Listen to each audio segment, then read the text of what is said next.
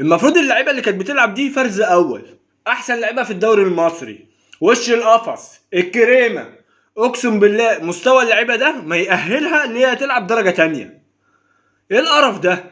انا مش عارف مين اللي كان بيلعب النهارده، يعني مش عارف مين الزمالك ومين انبي. انبي كسبان 2 وهو اللي بيهاجم عايز يجيب التالت. انبي بيلعب عليا كوره قدام ال 18. مفيش حماسه اللعيبه عايزه تاخد الكوره وتهاجم. مفيش اي اراده للمكسب، للتعادل، اللي انت ترجع في الماتش. مش فاهم انا مش فاهم اللعيبه دي. المفروض انا يعني الاهلي والزمالك اكتر نوادي بتصرف فلوس على اللعيبه، بجيب لعيبه بملايين.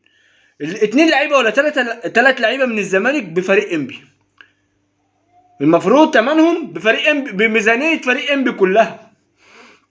يبقى اخسر من انبي 2، اخسر من المركز ال 15 2-0 وهو اللي بيلعب عليا كوره وهيجيب التالت وانا مش موجود. المفروض اروح العب بالشكل ده بالاداء ده شباب بلوزداد في الجزائر مع الجماهير دي مع شراسه اللعيبه دي. لو الاهلي شال 5 انا هشيل 6 بالشكل ده. يا جماعه ايه ده؟ عندنا مشاكل فنيه، بس في يعني ساعات اداء اللعيبه والحماسه بتاعت اللعيبه بتغني، تحس ان في حركه شويه، اللعيبه مش قادره تجري، مش عايزه تجري، مفيش. انا مش فاهم. وفي حاجات غريبه بيعملها فريرا، في 3 حاجات انا مش فاهمهم. من امتى الباكات بتتغير؟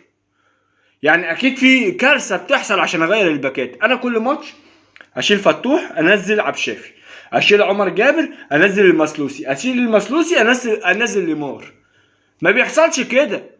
يعني الواحد يعني اللي فهمه من الكوره اللي الباكات والديفندرات اقل ناس بتتغير عشان خلاص دولت ثابتين. التغييره كلها في الهجوم، في الفرقه اللي هي بتلعب هجوميا. الباكات والديفندرات ما بتتغيرش كتير الا يكون بقى في اصابه لا قدر الله، في كارثه زي اللي بيعملها عبغاني، ابدا اغير. لكن انا كل ماتش بين الشوطين اطلع باك وانزل باك. يا فرحتي، طب ما تلعب اللي انت بتنزله ده من عايز تبدا تنزل نيمار في الشوط الثاني ابدا بيه. انت بتعمل تغيير من اجل التغيير وخلاص. عبغاني مستواك مش نادي الزمالك. هيدرز ما عندكش، سرعه ما عندكش، بتترقص بكل سهوله. دخلت الترجي معانا في الماتش اللي فات والنهارده بتتلم بطريقه غريبه. حسام عبد المجيد طالع والكره بتاعتك مش عارف الواد خدها منك ازاي، اللعيب بتاع انبي. ايه ده؟ قلنا الصفقات اللي جايه والدنيا واقفه عليها ما بتلعبش. مش فاهم. فين محمود شبانه يا عم؟ فين يا عم؟ مشيت محمود علاء، طب لاعب يعني ما والونش اتصاب، نزل يا عم محمود شبانه يا عم. ما انت في كارثه بتحصل عندك في الدفاع. العلاقه بين المدربين وحشه قوي. اما تشوف العلاقه بين فيريرا واسامه نبيه وهم بيتكلموا مع بعض قرفانين من بعض. ده بيعملوا كده وده مش عارف ايه ده. ايه ده؟ في حاجه، في مشكله في الزمالك، اداره فنيه في الاداره الفنيه مشكله. المدربين مش صافيه مع بعض، في مشكله. واحنا عمالين نمرهم. مشي اسامه رجع اسامه، مشي فريرا رجع فريرا. كل ده عشان ما عندناش الشرط الجزائي. ومش بقول لك مشي فريرا ما ينفعش يمشي، ومش بقول لك اسامه نبيه يمسك، بس حتى يعني برضو تحس ان الواد يعني ابن اسامه نبيه يوسف اسامه بيتاذي بسبب الحوار ده. كان ماشي كويس جدا وبيهدف وبيجيب لك جوان حاسمه وفجاه بتقعده. مش فاهم، هل الحوار شخصي؟ طب ما كده الفريق عمره ما هينجح. الزمالك فاكك. يعني يا فرحتي لعبت ماتش من داخل على 4 شهور، لعبت ماتش واحد اسمه الترجي كويس وكنت في الشوط الثاني هضيع. ممكن يكون دي ظروف ماتش واكون كويس ان شاء الله في مع الجزائر في شباب بلوزداد في الجزائر.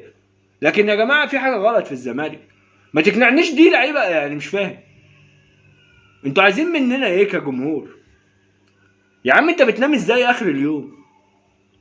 بيجي لك نفس ازاي وتخرج عادي وعادي كده؟ ايه حرقه الدم دي يا عم؟ حلل الفلوس. اجري شويه، اتعب، اعمل اللي عليك واخسر. لكن انت ولا بتعمل اللي عليك ولا اي حاجه، ولا مبالاه، وبتتصور وبتضحك وبتهزر وانت اصلا الخامس. طب على الاقل يا عم الاهلي خسر 5 بس الاول، بعيد قوي عنك. فيوتشر ماشي كويس، بيراميدز ماشي كويس، انت فين؟ انت كاس وطلعت، دوري وخامس رسمي، دوري ابطال افريقيا يا رب يكرمك بقى الماتش الجاي. لا، ده حرق الدم، دي لعيبه تجيب حرق الدم اقسم بالله. والله مستوى اللعيبه ما يأهلهم يلعبوا في درجه تانية، وملايين بتدفع على الارض. انا مش فاهم، الدنيا بايظه خالص. بلعب ماتش في 4 شهور، تاني ماتش قلنا الزمالك بيفوق، لا اتغلب من انبي ال 15، واللي بيلعب عليا كوره. سلام.